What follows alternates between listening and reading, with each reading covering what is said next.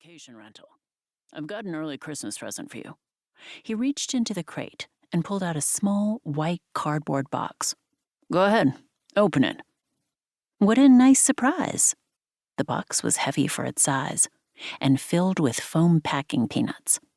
Inside was a snow globe with a team of corgis leading Santa Claus's sled. "This is wonderful. But you're the snow globe guy.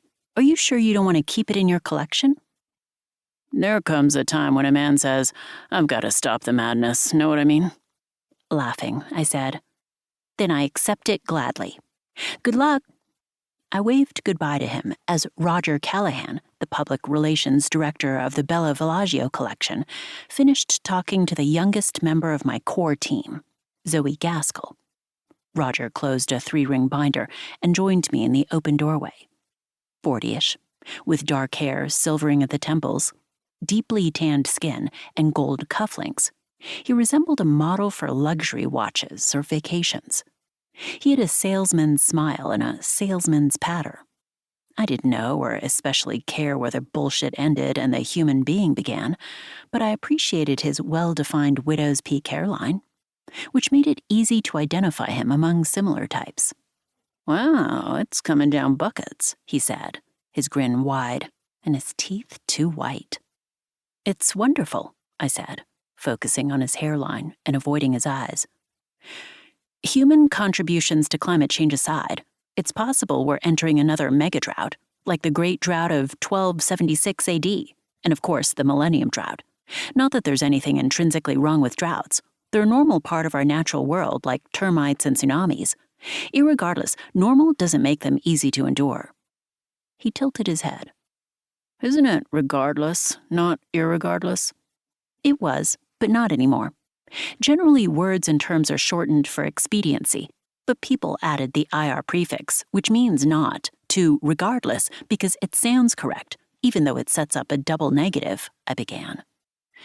Roger was obviously interested in linguistics because he stepped close, uncomfortably close.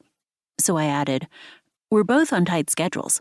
Let's table this discussion for another time." "Oh, no hurry," he said with a smile. "I'll send you the contact information for the attendees, although I think you succeeded in scaring most of them off adopting dogs." One shoulder jerked up, and I clenched my hands. People buy a house and automatically get a dog. They spoil the dog and become convinced that they're responsible enough for a baby.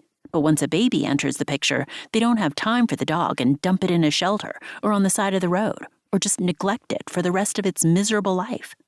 It's important to make people understand that a pet is a serious lifetime commitment. "We hoped you'd promote a more cheerful view of the Bella Villaggio lifestyle, Dr. Whitney." Roger lowered his head, attempting to lock eyes in the way that made him effective with the house-hungry suckers flocking to his office. "Your lifestyle's aspirational. This town's reality is considerably less glamorous. Our cultural activities center around karaoke at the brew house and the annual crowning of the chili king and queen." "Everyone loved hearing about the pumpkin toss contest. I'm a little surprised you sounded so enthusiastic, because I get the feeling you don't like crowds."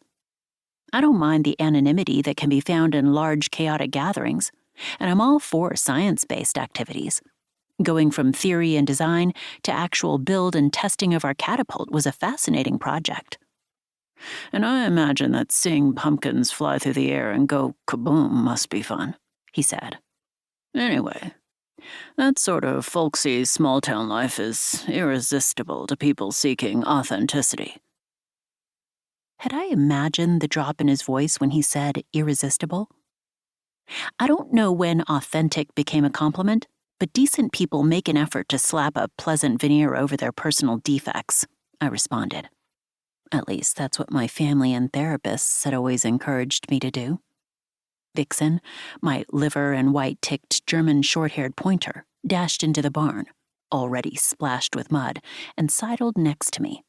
I jumped away so she wouldn't get my best jeans dirty.